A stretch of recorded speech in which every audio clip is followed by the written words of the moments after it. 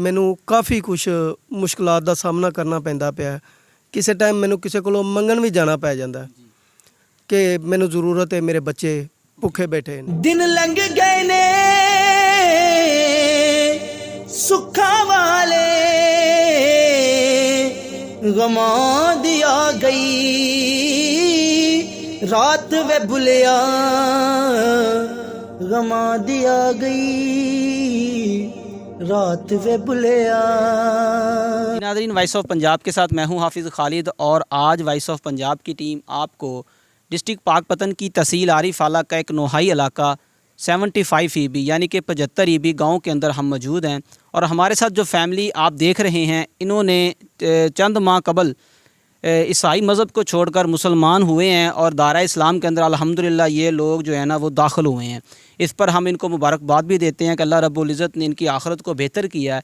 इस इनके मुसलमान होने के पीछे जो हमारे मुसलमान भाई हैं वो मेरे साथ मौजूद हैं। मोहम्मद शफीक साहब, इन्होंने इन पूरी फैमिली को मुसलमान किया, फिर इस बाजी के साथ इन्होंने निकाह किया है इनको दायरा इस्लाम में लाने के बाद। और इसके बाद इनकी ज़िंदगी कैसे गुजर रही है ये जानने के लिए आज हम इनके पास पहुँचे हैं। तो शफीक साहब हमारे साथ मौजूद हैं, वो बताएंगे कि अब इनकी हालात ज़िंदगी कैसी है। ये 5 बच्चों की परवरिश कर रहे हैं जो शादी से पहले जो इनके निकाह में आए हैं 5 बच्चे, उनकी परवरिश इस मुश्किल दौर के अंदर कैसे हो रही है, ये लोग कैसे मैनेज कर रहे हैं, ये सुन के जान के आपको बहुत दुख होगा और हैरानी भी होगी और ख़ुशी भी होगी कि इस भाई ने माशाल्लाह इतना अच्छा कदम उठाया है कि एक पूरी फैमिली को मुसलमान किया, दायरा इस्लाम में लेकर आए। और इस वक्त ये 5 बच्चे जो हैं ना वो मदरसे के अंदर ज़ेर तालीम है। तो आए मोहम्मद शफीक साहब से बात करते हैं और इनसे जानते हैं कि इनकी हालात ज़िंदगी कैसे गुजर रही है और हमें यहाँ तक आने में जो वजह बनी है वो क्या वजह है, हम इन तक क्यों पहुँचे हैं, ये भी आप अभी जानेंगे इस वीडियो के अंदर। जी वालेकुम सलाम। शफीक भाई की हाल है? जी अल्हम्दुलिल्लाह। शफीक भाई, सानू पता लग्या कि तुसी चंद माह कबल पूरी फैमिली ਨੂੰ ਮਾਸ਼ਾਅੱਲਾ ਮੁਸਲਮਾਨ ਕੀਤਾ। ਇਹ ਪੂਰਾ ਵਾਕਿਆ ਤੁਸੀਂ ਕਿੱਥੋਂ ਤੱਕ ਕਿਵੇਂ ਪਹੁੰਚੇ, ਇਹਨਾਂ ਨੂੰ ਮੁਸਲਮਾਨ ਕਿਵੇਂ ਕੀਤਾ, ਉਸ ਤੋਂ ਬਾਅਦ ਨਿਕਾਹ ਕੀਤਾ ਤੁਸੀਂ ਮਾਸ਼ਾਅੱਲਾ ਸਾਡੀ ਇਸ ਭੈਣ ਨਾਲ, ਤੇ ਇਹ ਵਾਕਿਆ ਤੁਸੀਂ ਸਾਰਾ ਸੁਣਾਓ ਸਾਨੂੰ ਤੇ ਤੁਸੀਂ ਇੱਥੋਂ ਤੱਕ ਮਾਸ਼ਾਅੱਲਾ ਲੈ ਕੇ ਆਏ ਹੋ ਇਹਨਾਂ ਲੋਕਾਂ ਨੂੰ ਔਰ ਹੁਣ ਤੁਹਾਡੀ ਜ਼ਿੰਦਗੀ ਕਿਵੇਂ ਗੁਜ਼ਰ ਰਹੀ ਹੈ? ਸਰ ਪਹਿਲੇ ਤੇ ਕਾਫੀ ਬਿਹਤਰ ਸੀ, ਕੁਛ ਮੇਰੇ ਨਾਲ ਮਸਲਾ ਬਣਿਆ ਬਿਮਾਰੀ ਦੀ ਵਜ੍ਹਾ ਤੋਂ, ਮੈਂ ਕੁਛ ਥੋੜਾ ਜਿਹਾ ਡਾਊਨ ਹੋ ਗਿਆ। ਹੁਣ ਹਾਲਾਤ ਇੰਜ ਦੇ ਨੇ ਕਿ ਇਹਨਾਂ ਬੱਚਿਆਂ ਵਾਸਤੇ ਮੇਰੇ ਕੋਲ ਕੁਝ ਹੋ ਨਹੀਂ ਰਿਹਾ। ਥੋੜਾ ਬਹੁਤ ਜੋ ਮੈਂ ਕਾਰੋਬਾਰ ਕਰਨਾ ਪਿਆ, ਫਾਰਮ ਤੇ ਕੰਮ ਕਰਨਾ, ਲੇਕਿਨ ਉਹਦੇ ਨਾਲ ਮੇਰਾ ਗੁਜ਼ਾਰਾ ਪੂਰਾ ਨਹੀਂ ਪੈ ਰਿਹਾ। ਬੱਚਿਆਂ ਵਾਸਤੇ ਮੈਨੂੰ ਕਾਫੀ ਕੁਝ ਮੁਸ਼ਕਲਾਂ ਦਾ ਸਾਹਮਣਾ ਕਰਨਾ ਪੈਂਦਾ ਪਿਆ। ਕਿਸੇ ਟਾਈਮ ਮੈਨੂੰ ਕਿਸੇ ਕੋਲੋਂ ਮੰਗਣ ਵੀ ਜਾਣਾ ਪੈ ਜਾਂਦਾ ਕਿ ਮੈਨੂੰ ਜ਼ਰੂਰਤ ਹੈ, ਮੇਰੇ ਬੱਚੇ ਭੁੱਖੇ ਬੈਠੇ ਨੇ।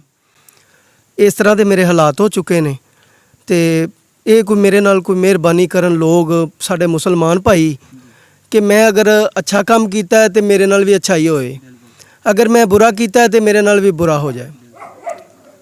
ਸਿਰਫ ਮੇਰਾ ਇਹ ਮੌਕਫ ਹੈ ਕਿ ਮੇਰੇ ਬੱਚਿਆਂ ਵਾਸਤੇ ਮੇਰੇ ਨਾਲ ਕੋਈ ਇਮਦਾਦ ਕੀਤੀ ਜਾਵੇ। ਤੁਹਾਡੀ ਇਸ ਤੋਂ ਪਹਿਲਾਂ ਵੀ ਸ਼ਾਦੀ ਹੋਈ ਸੀ? ਜੀ ਮੇਰੀ ਇਸ ਤੋਂ ਪਹਿਲੇ ਸ਼ਾਦੀ ਹੋਈ ਸੀ, ਮੇਰੀ ਵਾਈਫ ਨਹੀਂ ਰਹੀ ਤੇ ਲਿਹਾਜ਼ਾ ਇਹ ਆ ਕਿ ਇੱਕ ਬੇਟੀ ਹੈ ਮੇਰੀ ਪਹਿਲੀ। ਉਹਨਾਂ ਦੀ ਡੈਥ ਹੋਈ ਹੈ? ਜੀ, ਉਹ ਮੇਰੀ ਪਹਿਲੀ ਇੱਕ ਬੇਟੀ ਹੈ। ਬਾਕੀ ਇਹ 5 ਬੱਚੇ ਮੈਂ ਇਹਨਾਂ ਨੂੰ ਨਾਲ ਲੈ ਕੇ ਆਇਆ। ਉਹਨਾਂ ਨੂੰ ਅਡਾਪਟ ਕੀਤਾ ਤੁਸੀਂ? ਜੀ, ਮੁਸਲਮਾਨ ਕੀਤਾ ਹੈ ਤੇ ਹੁਣ ਇਹ ਮੇਰੇ ਨਾਲ ਹੀ ਨੇ। ਮਤਲਬ ਜੋ ਬੱਚਿਆਂ ਨੂੰ ਦਰਸ 'ਚ ਦਾਖਲ ਕਰਾ ਦਿੱਤਾ ਹੈ, ਬੱਚੇ ਦਰਸ 'ਚ ਪੜ੍ਹਦੇ ਨੇ। ਇਹ ਆ ਕਿ ਕਿਸੇ ਟਾਈਮ ਜਦੋਂ ਇਹ ਆਉਂਦੇ ਨੇ ਮੇਰੇ ਕੋਲ, ਮੇਰੇ ਹਾਲਾਤ ਇੰਜ ਦੇ ਹੋਏ ਨੇ ਕਿ ਮੈਂ ਇੱਕ ਤੇ ਮੇਰੇ ਕਮਰ ਦਾ ਮਸਲਾ ਹੈ, ਮੈਂ ਵਜ਼ਨ ਨਹੀਂ ਚੁੱਕ ਸਕਦਾ।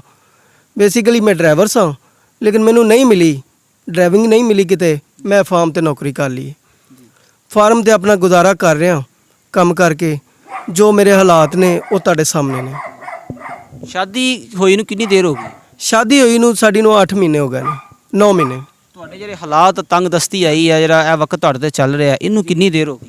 ਇਹ ਤਕਰੀਬਨ 4 ਮਾਹ ਤੋਂ ਚੱਲ ਰਿਹਾ, ਲੇਕਿਨ ਅਸੀਂ ਖਾਮੋਸ਼ ਹੋ ਕੇ ਗੁਜ਼ਾਰਾ ਕਰ ਰਹੇ ਹਾਂ।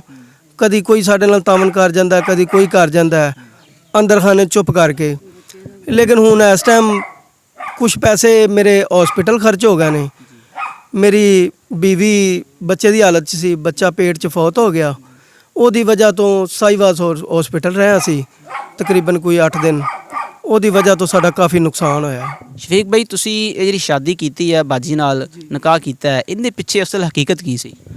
ਹਕੀਕਤ ਹੈ ਜੀ, ਇਹ ਮੁਸਲਮਾਨ ਹੋਏ ਨੇ, ਮੈਂ ਇਹਨਾਂ ਨੂੰ ਮੁਸਲਮਾਨ ਕੀਤਾ ਹੈ। ਇਹਨਾਂ ਨੇ ਕਿਹਾ ਸੀ ਕਿ ਅਸੀਂ ਇਸਲਾਮ ਕਬੂਲ ਕਰਨਾ ਚਾਹੁੰਦੇ ਹਾਂ। ਲਿਹਾਜ਼ਾ ਇਹ ਵੇ ਕਿ ਜ਼ਾਹਿਰ ਹੈ ਉਹਨਾਂ ਨੂੰ ਕੋਈ ਸਪੋਰਟ ਵੀ ਚਾਹੀਦੀ ਸੀ, ਛੱਤ ਚਾਹੀਦੀ ਏ ਰਹਿਣ ਵਾਸਤੇ, ਆਪਣਾ ਖਾਣ ਪੀਣ ਵਾਸਤੇ, ਜਾਂ ਉਹਨਾਂ ਨੂੰ ਕੋਈ ਸਪੋਰਟ, ਮੈਂ ਅਗਰ ਮੀਆਂ ਬਣਿਆ ਤੇ ਮੇਰੀ ਸਪੋਰਟ ਉਹਨਾਂ ਨੂੰ ਮਿਲ ਗਈ। ਬੱਚਿਆਂ ਨੂੰ 8 ਮਾਹ ਤੱਕ ਮੈਂ ਹੁਣ ਤੱਕ ਗੁਜ਼ਾਰਾ ਕਰਦਾ ਆਇਆ, ਲੇਕਿਨ ਹੁਣ ਥੋੜ੍ਹੇ ਜਿਹਾ ਟਾਈਮ ਤੋਂ ਮੇਰੀ ਬਿਮਾਰੀ ਦੇ ਹਾਲਾਤ ਇੰਝ ਦੇ ਹੋ ਗਏ ਨੇ ਕਿ ਮੈਂ ਬਿਮਾਰੀ ਦੀ ਵਜ੍ਹਾ ਤੋਂ ਜ਼ਿਆਦਾ ਕੰਮ ਨਹੀਂ ਕਰ ਸਕਦਾ। ਵਜ਼ਨ ਜ਼ਿਆਦਾ ਚੁੱਕਣਾ ਮੇਰੇ ਵਾਸਤੇ ਮੁਸ਼ਕਲ ਹੈ, ਜਾਂ ਮੈਂ ਜ਼ਿਆਦਾ ਚੱਲਣਾ ਮੇਰੇ ਵਾਸਤੇ ਮੁਸ਼ਕਲ ਹੈ। ਤੇ ਹੁਣ ਮੇਰੇ ਹਾਲਾਤ ਇੰਝ ਦੇ ਨੇ ਕਿ ਇਹਨਾਂ ਵਾਸਤੇ ਅਗਰ ਕੋਈ ਮੇਰੇ ਮੁਸਲਮਾਨ ਭਾਈ ਇਸ ਵੀਡੀਓ ਨੂੰ ਵੇਖ ਰਹੇ ਨੇ ਜਾਂ ਸੁਣਦੇ ਨੇ, ਮੇਰੇ ਨਾਲ ਉਹ ਤਾਵਨ ਕਰਨ, ਕੋਈ ਅਦਾਰੇ ਸੁਣਦੇ ਨੇ ਉਹ ਵੀ ਮੇਰੇ ਨਾਲ ਤਾਵਨ ਕਰਨ, ਕਿਉਂਕਿ ਮੈਂ ਇਹਨਾਂ ਬੱਚਿਆਂ ਦੀ ਅੱਛੀ ਪਰਵਰਿਸ਼ ਕਰ ਸਕਾਂ ਅੱਗੇ ਵੀ, ਕਿਉਂਕਿ ਇਹਨਾਂ ਇਸਲਾਮ ਕਬੂਲ ਕੀਤਾ ਹੈ ਤੇ ਸਾਡਾ ਇਹ ਨਿਜ਼ਾਮ ਅੱਛਾ ਚੱਲੇ, ਇਹ ਇਸਲਾਮ ਤੋਂ ਫਿਰਨ ਨਹੀਂ, ਕਿਉਂਕਿ ਅਸੀਂ ਇਸ ਚੀਜ਼ ਨੂੰ ਅੱਗੇ ਲੈ ਕੇ ਜਾਣਾ, ਪਿੱਛੇ ਨਹੀਂ ਹਟਣਾ। ਹਾਲਾਂਕਿ ਜੋ ਵੀ ਨਿਜ਼ਾਮ ਮੇਰੇ ਸਾਹਮਣੇ ਆ, ਤੁਸੀਂ ਵੀ ਵੇਖ ਰਹੇ ਹੋ ਕਿ ਜਿਸ ਤਰ੍ਹਾਂ ਮੈਂ ਇਹਨਾਂ ਦਾ ਨਿਜ਼ਾਮ ਚਲਾ ਰਿਹਾ, ਮੁਸ਼ਕਲ ਹੈ, ਕਾਫੀ ਮੁਸ਼ਕਲ ਹੈ। ਮੈਂ ਇਸ ਟਾਈਮ ਬੱਚਿਆਂ ਦੇ ਕੱਪੜੇ ਵੀ ਨਹੀਂ ਬਣਾ ਸਕਿਆ। ਇਹਨਾਂ ਨੂੰ ਦਰਸ ਦਾਖਲ ਕਰਾਉਣ ਦੀ ਰੀਜ਼ਨ ਸਿਰਫ ਇਹ ਹੀ ਹੈ ਕਿ ਰੋਟੀ ਨਹੀਂ ਦਿੱਤੀ ਜਾ ਰਹੀ। ਜੀ ਬਿਲਕੁਲ ਬਿਲਕੁਲ। ਵੈਸੇ ਵੀ ਮੇਰਾ ਸ਼ੌਕ ਸੀ ਕਿ ਮੈਂ ਇਹਨਾਂ ਬੱਚਿਆਂ ਨੂੰ ਕੁਰਾਨ ਪਾਕ ਦਾ ਹਾਫਜ਼ ਬਣਾਵਾਂ, ਦੀਨੀ ਤਾਲੀਮ ਦਵਾਵਾਂ, ਕਿਉਂਕਿ ਇਹਨਾਂ ਨੂੰ ਇਸ ਚੀਜ਼ ਦਾ ਇਲਮ ਹੋ ਜਾਵੇ ਕਿ ਅੱਲਾਹ ਤਾਲਾ ਦੀ ਜ਼ਾਤ ਕੀ ਹੈ, ਉਹਦੇ ਮਹਿਬੂਬ ਦੀ ਜ਼ਾਤ ਕੀ ਹੈ। ਔਰ ਬੱਚਿਆਂ ਜੋ ਬੱਚਾ ਸਕੂਲ ਵੀ ਜਾਂਦਾ, ਕੋਈ ਦੁਨਿਆਵੀ ਤਾਲੀਮ ਵੀ ਹਾਸਲ ਕਰ ਰਹੇ? ਨਹੀਂ ਜੀ, ਸਾਰੇ ਬੱਚੇ ਦਰਸ 'ਚ ਹੀ ਦਾਖਲ ਨੇ, ਕਿਉਂਕਿ ਪਹਿਲੇ ਮੇਰੀ ਕੋਸ਼ਿਸ਼ ਇਹ ਵੇ ਕਿ ਇਹਨਾਂ ਨੂੰ ਮੈਂ ਦੀਨੀ ਤਾਲੀਮ ਦੇ ਲਵਾਂ, ਉਸ ਤੋਂ ਬਾਅਦ ਅਗਰ ਮੇਰੇ ਨਾਲ ਕੋਈ ਤਾਵਨ ਹੁੰਦਾ ਹੈ, ਮੈਂ ਇਹਨਾਂ ਬੱਚਿਆਂ ਨੂੰ ਸਕੂਲ ਵੀ ਦਾਖਲ ਕਰਾਉਣਾ ਹੈ। ਇਹਨਾਂ ਬੱਚਿਆਂ ਦੀ ਉਮਰਾਂ ਕਿੰਨੀ ਹੈ? ਇਹ ਛੋਟੀ ਬੇਟੀ ਜਿਹੜੀ ਹੈ ਇਹਦੀ ਉਮਰ ਹੈਗੀ ਹੈ 3 ਸਾਲ, ਇਹਦੀ 4 ਸਾਲ ਹੈ। ਇਹ ਬੇਟਾ ਜਿਹੜਾ ਇਹ 6 ਸਾਲ ਦਾ ਹੈ, ਉਹ 7 ਸਾਲ ਦਾ ਹੈ। ਇਹ ਬੇਟੀ ਜਿਹੜੀ ਹੈ ਨਾ, ਇਹ 9 साल ਦੀ है, ਇਹ 11 साल ਦੀ है। जी नाज़रीन, हमारे साथ मौजूद है मोहम्मद शफीक साहब। ये आरीवाला के नोहाई गांव 75 ईपी के रहायशी हैं। इन्होंने एक ख़ातून जो है वो पहले मसीह बरदरी से उनका ताल्लुक़ था, उनसे शादी की, उन्हें मुसलमान किया। इनको 5 बच्चे भी उनके साथ आए हैं, जिनकी एज भी उन्होंने आपके साथ शेयर किया। वो बच्चे इस वक्त मदरसे के अंदर ज़ेर तालीम हैं, स्कूल नहीं भेज सकते चूँकि इनके पास इतने वसाइल नहीं हैं कि उनकी किताबें, वर्दियाँ और बाकी लवाजमात को पूरा किया जा सके। इस भाई ने नेकी का पहला कदम उठाया, इस फैमिली को दायरा इस्लाम में लेके आए हैं अल्लाह की तौफीक से। इसके बाद इनके हालात कुछ इस तरह के हैं कि वो उनका जो है ना वो 2 वक्त की रोटी पूरी करना इनके लिए बहुत मुश्किल हो चुका है। हम सबको चाहिए कि हम इनके साथ ताउन करें ताकि ये जो हमारे छोटे बहन भाई और हमारी बहन है, इनका अच्छा जो है ना गुजर बसर हो सके। ये हम सब के ऊपर फ़र्ज़ है कि अगर अच्छी नेकी देखी जाए तो भूखे को खाना खिलाना सबसे बेहतरीन अमल है। तो आए हम जो है ना इनकी फ़ैमिली से बात करते हैं, बच्चों से भी कुछ पूछते हैं कि उनके क्या तासुरात हैं, उनका क्या मौक़िफ़ है, मुसलमान भाइयों के नाम इनका क्या पैगाम। जी नाज़रीन, शफीक भाई की फ़ैमिली हमारे साथ मौजूद है जो इस वक्त माशाल्लाह दायरा इस्लाम के अंदर है।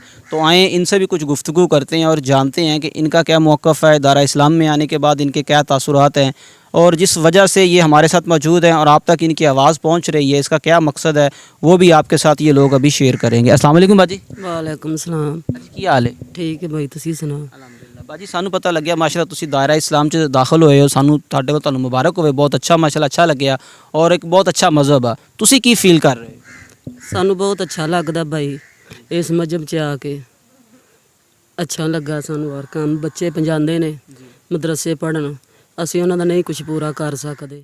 ਸਕੂਲ ਵੀ ਜਾਣ, ਵਰਦੀਆਂ ਸਾਰਾ ਕੁਝ ਹੋਵੇ ਇਹਨਾਂ ਦਾ, ਅੱਛੀ ਪਰਵਰਿਸ਼ ਹੋ ਜੇ। ਹਾਂਜੀ, ਜੋ ਤੁਹਾਡਾ ਭਾਈ ਸ਼ਫੀਕ ਨਾਲ ਨਿਕਾਹ ਆਇਆ ਉਦੋਂ ਤੁਹਾਡੇ ਹਾਲਾਤ ਕੈਸੇ ਸੀ? ਉਦੋਂ ਬਿਲਕੁਲ ਸਹੀ ਸਨ। ਉਸ ਤੋਂ ਬਾਅਦ ਬੱਚਾ ਹੋਣ ਵਾਲਾ ਸੀ, ਉਹਦੀ ਵਜ੍ਹਾ ਤੋਂ ਸਾਡੇ ਹਾਲਾਤ ਖਰਾਬ ਹੋ ਗਏ। ਪੈਸੇ ਕਾਫੀ ਉੱਥੇ ਲੱਗੇ ਨੇ, ਇਸ ਵਜ੍ਹਾ ਤੋਂ ਸਾਡਾ ਇੰਜ ਦਾ ਕੰਮ ਹੋ ਗਿਆ। ਭਾਜੀ ਤੇ ਤੁਹਾਡੇ ਬੱਚੇ ਨੇ ਟੋਟਲ ਇਸ ਟਾਈਮ ਤੁਹਾਡੇ ਕੋਲ 5 ਬੱਚੇ ਨੇ ਮਾਸ਼ਾਅੱਲਾ, ਔਰ ਇਹ ਮਦਰਸੇ 'ਚ ਪੜ੍ਹਦੇ ਨੇ, ਹਿਫਜ਼ ਦੀ ਕਲਾਸ 'ਚ ਨੇ ਜਾਂ ਕੁਝ ਹੋਰ ਪੜ੍ਹ ਰਹੇ ਨੇ?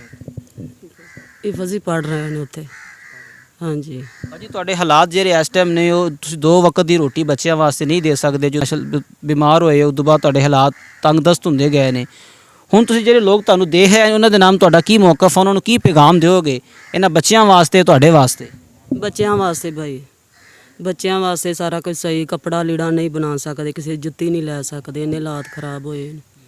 ਖਾਣ ਪੀਣ ਨਹੀਂ ਪੂਰਾ ਕਰ ਸਕਦੇ, 17,000 ਤਨਖਾਹ ਉਹਨਾਂ ਨਾਲ ਨਹੀਂ ਪੂਰੀ ਪੈਂਦੀ।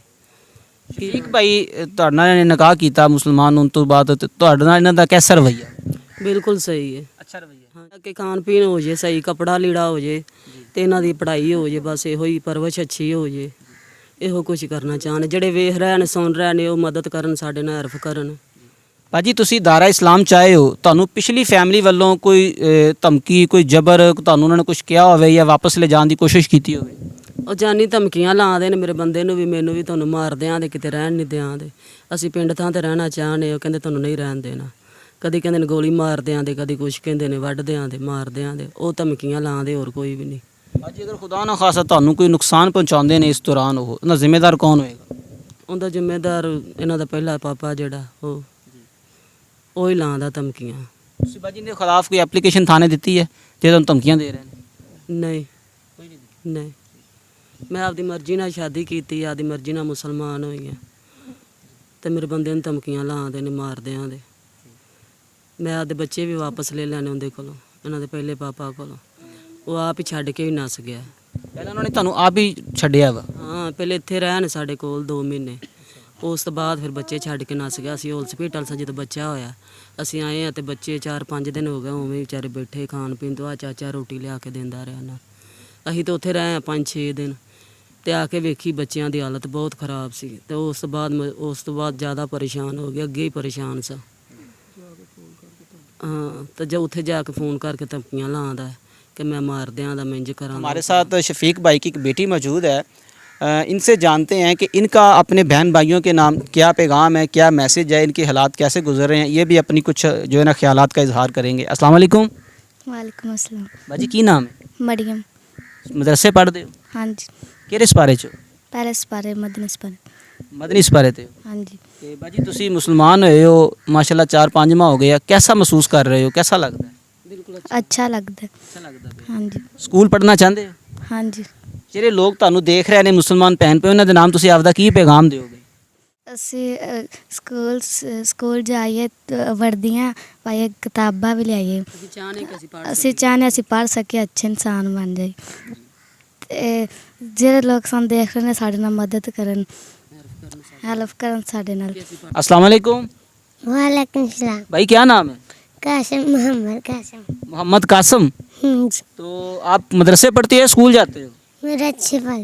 مدرسے پڑھتے ہو، اسکول جانا چاہتے ہو؟ ہاں جی۔ اچھا، ਜਿਹੜੇ ਲੋਕ ਤੁਹਾਨੂੰ ਦੇਖਦੇ ਪਏ ਨੇ ਆਪਣੇ ਮੁਸਲਮਾਨ ਭਾਈ, ਉਹਨਾਂ ਦੇ ਨਾਮ ਕੀ ਪੈਗਾਮ ਦਿਓਗੇ؟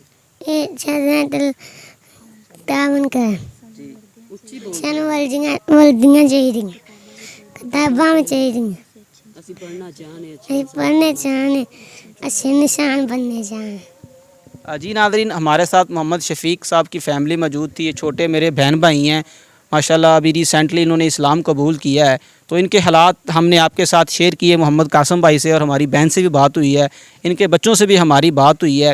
وہ چاہتے ہیں کہ وہ اسکول جائیں، وہ بھی جو ہے نا اچھے انسان بن سکے، وردی کتابیں ان کے پاس بھی ہوں، لیکن حالات شفیق بھائی کے ایسے ہیں کہ وہ وردی کتابیں تو بہت درکنار، ان کے لیے 2 وقت کی روٹی پوری کرنا ان کے لیے مشکل ہو چکا ہے۔ تو ہم سب کو چاہیے کہ ہم ان کے ساتھ تعاون کریں تاکہ ہمارے چھوٹے بہن بھائی جو ہیں وہ معاشرے کے اچھے انسان بن سکیں۔ مسلمان تو الحمدللہ شفیق بھائی کے ریفرنس سے اللہ نے انہیں ہدایت دی ہے، وہ ہو ہی چکے ہیں، اب ان کو اچھا انسان بنانا، اسمان ان کو پورا کرنا یہ ہم سب کا فرض ہے، اور یہ اولین ترجیحی کے اوپر، ترجیحی بنیادوں کے اوپر ان کو جو ہے نا پورا کرنا ہم سب کے لیے ضروری ہے۔ ہم ان کا نمبر اپنی اسکرین کے اوپر دے رہے ہیں، تو کائنڈلی جو لوگ ان سے تعاون کرنا چاہتے ہیں وہ ان کے ساتھ جیز کیش کے تھرو ان کا ایڈریس ہم دے رہے ہیں، ان سے رابطہ کریں، ان کے ساتھ جو ہے نا وہ تعاون کریں، اور بہترین صدقہ جاریہ ہے غریب کو انسان کے ساتھ تعاون کرنا، بھوکے کو کھانا کھلانا۔ انشاءاللہ وائس آف پنجاب کی ٹیم بہت جلد ایک نئے اسلامی پروگرام کے ساتھ آپ کے سامنے حاضر ہوگی۔ اپنا خیال رکھیے گا، ہمیں اجازت ہے، کیمرہ مین ٹیم کے ساتھ حافظ خالد، وائس آف پنجاب، ڈسٹرکٹ پاک پتن۔ غما دیا گئی رات وے بلیا، تے کلی جان تے گپ ہنیرا، سنگی چھڑ گئے راہ وچ بلیا، سنگی چھڑ گئے راہ وچ بلیا، راہ وچ بلیا۔ ہوا غلامی کا دور رخصت، یہ صبح بدلو، یہ شام بدلو، نظام بدلو۔